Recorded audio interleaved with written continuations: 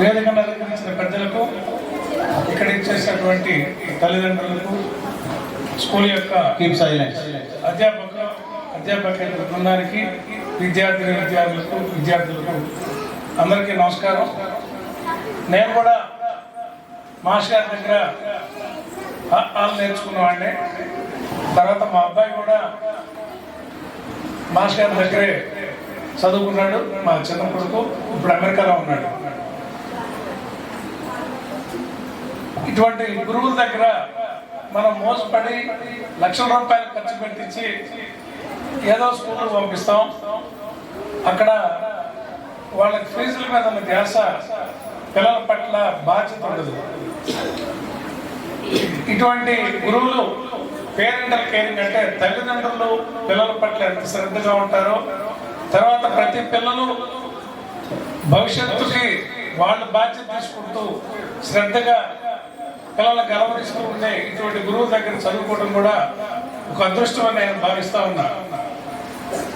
నేను 50 సంవత్సరాల క్రితం, సుమారు 47-48 సంవత్సరాల క్రితం మాస్టర్ గారి దగ్గర చదువుకుంటే, నేను పెరిగే కొద్దీ మాస్టర్ గారు గుర్తుపెట్టుకుంటూ ఆప్యాయంగా వాళ్ళ బిడ్డలాగా నన్ను ఆయన నా ఎదుగుదలను కోరుకుంటూ నన్ను అప్పుడప్పుడు ఫోన్ చేసి ఆశీర్వదిస్తుంటే నాకు చాలా సంతోషంగా ఉంటుంది.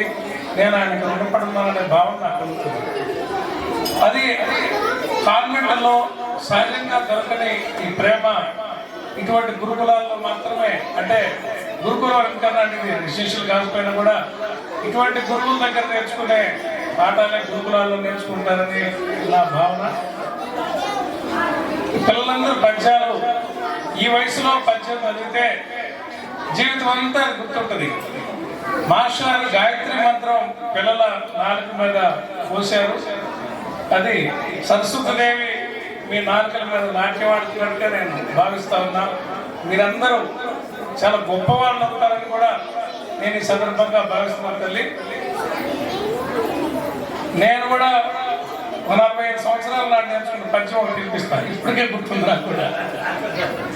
అటజని కాంచ భూమీశ్వర నమ్మడ చుమ్మి చిరస్వర జరి పటల ముహుర్లట దబంగ తరంగ మృదంగ నిస్పున్న స్ఫుట నటనాను కూల పరిపుల్ల కలాపి కలాపజాలమ కటక సరేణు కర కంపిత శైల్యములు.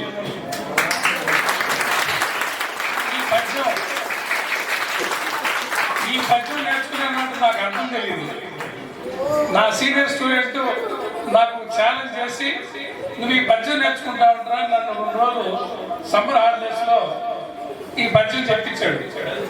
ఛాలెంజ్ చేసి చెప్తే అంజయ్య, బుద్ధూరు అంజయ్య, నటాల అంజయ్య చెప్తే నేను చెప్పమని 4 సార్లు చెప్పించుకొని మనసులో తప్ప చెప్పా. అది ఇప్పటి వరకు కూడా నాకు నాలుగు మీద గుర్తుంది.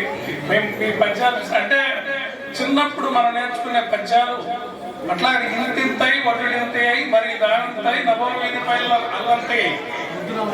ఇటువంటి మనం శ్రద్ధగా దానికి అర్థం తెలుసుకుంటూ కానీ నేర్చుకుంటే జీవితాంతం మనకు అవి గుర్తుకుంటాయి.